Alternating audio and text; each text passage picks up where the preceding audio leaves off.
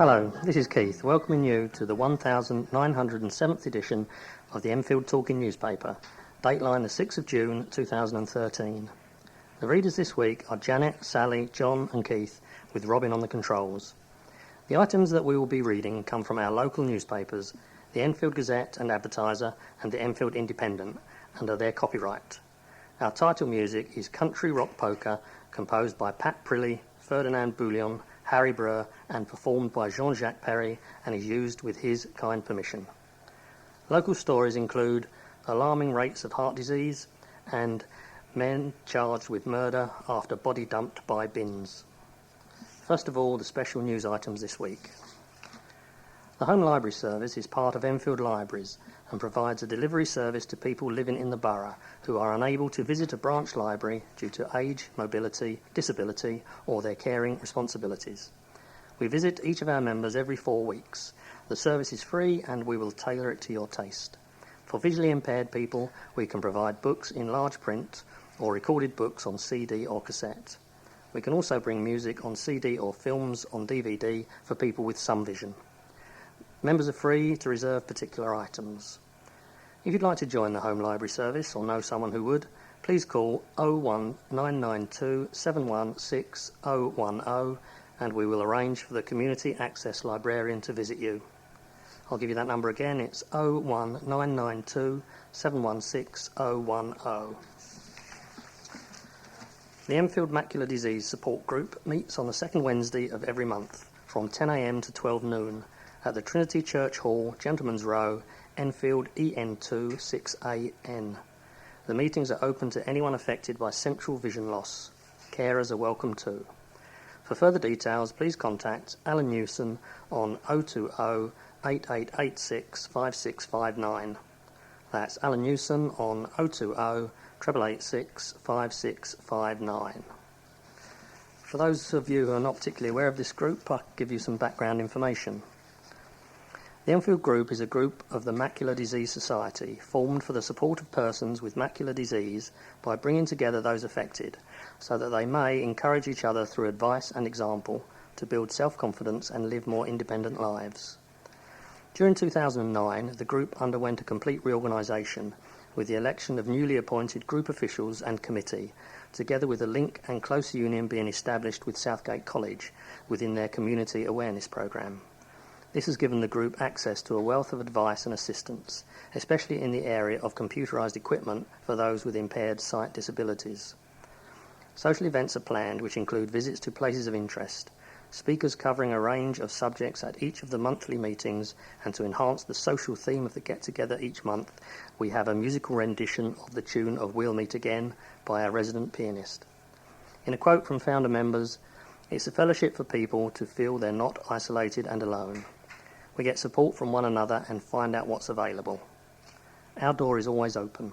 We want to encourage people to come along." If you're experiencing any problems receiving your Enfield Talking newspaper, please phone Diane de Jersey on 020 8805 6578. She is your listener's representative and she will be pleased to help you.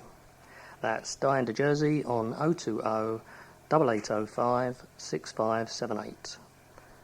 Now Janet will read the first item of local news. Parts of Enfield have some of the worst rates of stroke and heart disease in England, new figures have revealed. The news raises fears that hospitals will not be able to cope once Chase Farm's Accident and Emergency Department is scrapped in November. According to the South East Public Health Observatory, in 2011-12, there were 248.5 people admitted to hospitals suffering from coronary heart disease for every 100,000 in the borough's most deprived areas, such as Edmonton and Ponders End. Edmonton MP Andy Love, whose voters live in some of the poorest parts of the UK, said more must be done to address the health and social inequalities across Enfield. These figures are truly dreadful, and there is a clear pattern linking poverty, gender and lifestyle choices to these life-changing illnesses, he told the Advertiser. Prevention must be the key to making sure that people stay out of hospital longer. Making changes to diets, cutting back on smoking and drinking, and doing more exercise are all the things we can do to stay fit and healthy and keep from being rushed to A&E suddenly. Health campaigners have criticised the government's plans to shut the A&E at Chase Farm Hospital in the Ridgeway Enfield later this year, and said that the strain placed on emergency wards at North Middlesex University Hospital in Stirling Way, Edmonton, might soon be too great. Kira McGregor from the Save Chase Farm group said, "Most hospitals are failing to meet their targets for A&E waiting times, and when they remove services at Chase Farm, this will only make things worse. We are still waiting for the promised improvements to primary care to happen," he added. Enfield Council's Director of Public Health, Dr. Shahid Ahmed, said the closure of the A&E would not affect life expectancy. He added that measures were being taken to bring down the rate of strokes and heart disease. "We are fitting machines in every GP surgery so people can take their own blood pressure, and we have an Enfield Stop Smoking service to encourage people to give up," said Dr. Ahmed. Long term, we are looking at tackling childhood obesity.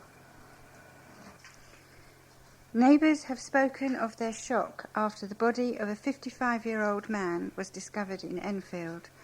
A man has been charged with murder after the body of Polish national Alfred Stemperowski, 55, of no fixed address, was found close to bins on the corner of Keats Close and Scotland Green Road.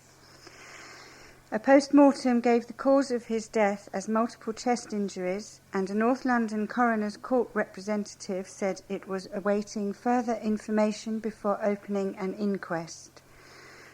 A team of forensic officers sealed off the area near the bins after they were called to the scene. They could be seen ripping open black bin bags and scouring the area for evidence. Irina Mejuani, 37, who has lived in Scotland Green Road for 7 years, said, "I have 2 kids and I live with my elderly mother, so when you hear of something like this happening, it's very disturbing. I was shaken up. This is where I dump my rubbish, so I'm thankful it wasn't me who came out and found the body. It's very sad. The area is improving. The pub's been renovated and a new academy has opened. Something like this is not good for the area's reputation." Comfort Akampong has lived in the same street for 14 years. She said, "This kind of behaviour gives a bad name to the area. Human beings are not valuing the lives of others anymore. It's terrible." Councillor Doug Taylor, leader of Enfield Borough Council and a Ponders End ward representative, was passing the scene of the crime after hosting his weekly surgery. He said, "This is obviously very shocking if there is a suspicion that this is foul play. People in Ponders End want to live in a quiet and safe environment. I'm glad to see police are being very proactive in their search for the cause, and if it is murder, then I hope they catch whoever did it as quickly as possible. I hope local people will be reassured by the police presence and understand this is thankfully a very unusual occurrence." Following the discovery of the body, 3 men and 1 woman were arrested on suspicion of murder. Polish national Damian Walczyk, 29, of no fixed abode, was subsequently charged with murder and appeared at Highbury Corner Magistrates Court yesterday, where he was remanded in custody to appear at the Old Bailey at a date and time to be fixed. A 56-year-old man, a 40-year-old man, and a 45-year-old woman were all released without further action. The next item is an article submitted by Monty Meth, the Life President of the Enfield Over 50s Forum, and his opinion is regarding private companies are a very real threat to the future of NHS services.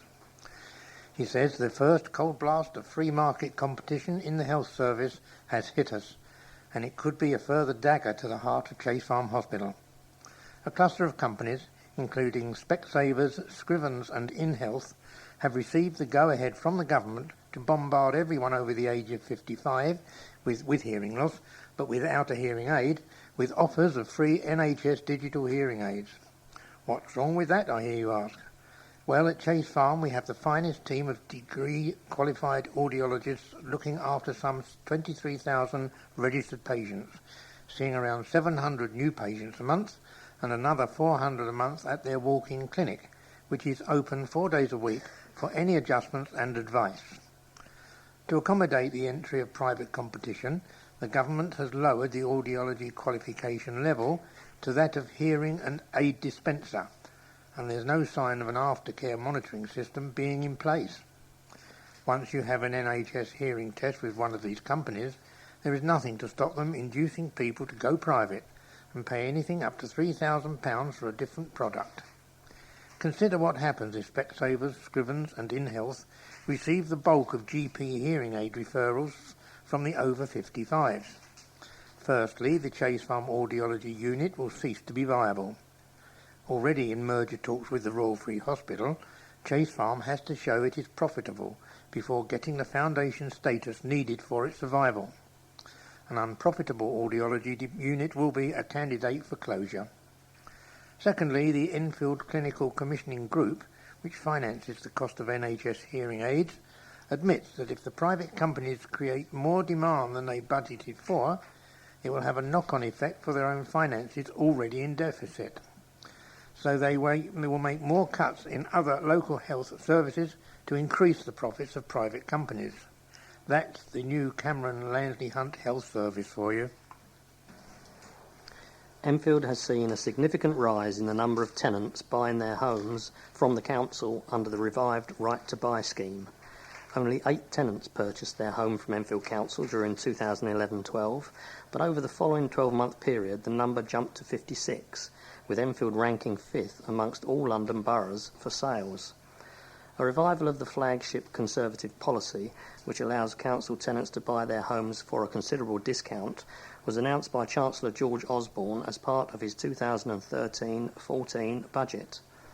Under the new regulations, council tenants in London can receive a discount of up to £100,000 on the purchase price, and they will only have had to be living in the property for 3 years as opposed to 5 years previously to qualify for the scheme. Enfield North MP Nick Dubois welcomed the increase in sales. He said, "Many people have a desire to own their own home, and this has been borne out by the amount of people showing an interest. The changes that this government has made to Right to Buy is that it has added further incentives to tenants by increasing the discount for people living in London and reducing the duration of tenancy required. Furthermore, whereas before the money raised by local authorities from sales could not be used for new social homes, this time around the money has to be ploughed back into the community for new affordable homes." Ahmed O'Connor, Enfield Council's Cabinet Member for Housing, said, "I can't argue with people wanting to own their own home. What I am critical of is that if the government is so serious about people buying their own homes, local authorities should be able to retain 100% of the revenue of the sales so we can build more social housing. At the moment, we only retain about 70%. People should be able to get onto the housing ladder, but we need to ensure we can replace the properties that we would lose under Right to Buy so that we can ease the pressure on council waiting lists and have more family-sized properties available." 4 Enfield policemen have been commended for their bravery after helping to save a man hanging from a balcony on the 22nd floor of a tower block. 4 officers were called to help a woman who had been domestically abused by a man at a flat in Enfield. But when the team arrived, the woman was locked in while the man was desperately trying to escape by climbing off the balcony. PC Piers Bollingmore, who had been an officer in the borough for 8 years, said, "The door was locked and she couldn't find the keys, so we had to force entry. When we got to the balcony, we saw the guy had jumped over and was hanging by the railings. It was a long way down." It was bitterly cold at midnight on Boxing Day last year, and the officers knew they had to act quickly. 2 of my colleagues grabbed hold of his arms while I reached over the top of the railings and got hold of his rucksack. It was a mighty heave, but we managed to lift him back over the balcony. The man was arrested while one of the officers attended to the woman. PC Bollingmore had been commended by Enfield Police for his bravery that day, along with his colleagues PC Martin Fricker, PC Mark Randall and PC Ben Oakes. PC Bollingmore said, "I feel very proud of myself and the other 3 for getting this award. We weren't expecting it at all." Each year, officers are awarded for going the extra mile in their day-to-day duty in Enfield. Also among those celebrated were 2 officers who made 200 arrests between 2011 and 12, as well as the Jubilee Safer Neighbourhood team who set up dodgeball sessions to tackle antisocial behaviour. Eileen Younghusband has had a busy time of late.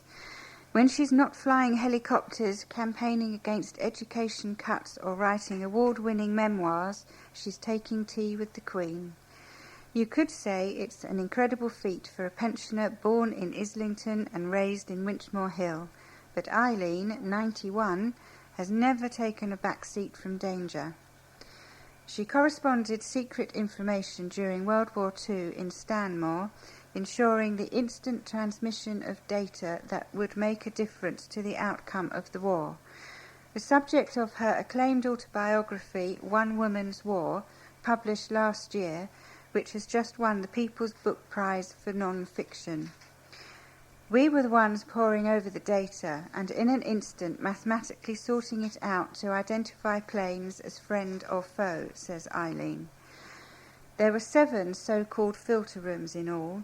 Our calculations not only told the pilots in their Spitfires and Hurricanes where to find the enemy, we also determined where air raid warnings would be sounded and where rescue boats would be sent to pick up downed Allied airmen. Truly these were life and death decisions. I really didn't expect to win, she says. One Woman's War began when the BBC asked anyone who had war memories to write in. I wrote about the filter rooms and my piece was put on their website. An army officer found it and contacted me, and then he found the filter room film, which was used for the scientists to check on what we were doing, which I was in. As well as her work in the filter rooms, the book also outlines Eileen's experiences earlier in the war, witnessing wounded troops returning home. All the trains came through, we fed the troops, who would pour out for food, blooded, she recalls, revealing even now a care and compassion for the soldiers. You're bound to have nerves of steel, especially when you've been made to sign the Official Secrets Act at the age of 19. But still Eileen is undaunted, and it was this spirit that enabled her to shake off the nerves when clambering up to receive the prize for One Woman's War. That was the stressful part, she confides, but at least I made it this far. She was awarded a British Empire Medal in the 2013 New Year's Honours List 6 months ago, an achievement she was particularly proud of, and last week she was invited to Buckingham Palace for tea with the Queen to celebrate this achievement. In spite of all her endeavours, Eileen says she has no plans to put her feet up any time soon. In fact, this afternoon she'll be spending time with a dashing French pilot as part of her forthcoming novel, a work of fiction based on one of the men she encountered during the war. Eileen is hard at work on her 3rd autobiography, Men I Have Known, which will catalogue her encounters with the likes of Winston Churchill and Idi Amin, many of whom she can claim to have known well. I was flung into danger, Eileen says, from her home in Surrey, Wales, though in taking the time to revisit it and to write A Woman's War, she has won another battle for the unsung heroines who soldiered on through thick and thin. A man has been jailed for claiming housing benefits while in a £50,000 a year job. Cuadio Williams had pleaded not guilty to charges of failing to inform Enfield Council about a change in his circumstances, as he accepted more than £32,000 from the state between July 2007 and May 2011. Williams of Charlton Road, Edmonton, was sentenced at Wood Green Crown Court last month to 8 months behind bars. The deception was uncovered after the council's counter-fraud team received information proving that Williams owned a flat in the Milton Keynes area which was being rented out at £650 a month. He was caught living on benefits while also working for several employers. one with an annual wage of £50,000. Andrew Stafford, Enfield's Cabinet Member for Finance and Property, said this fraud was committed not because of desperation, but out of sheer greed.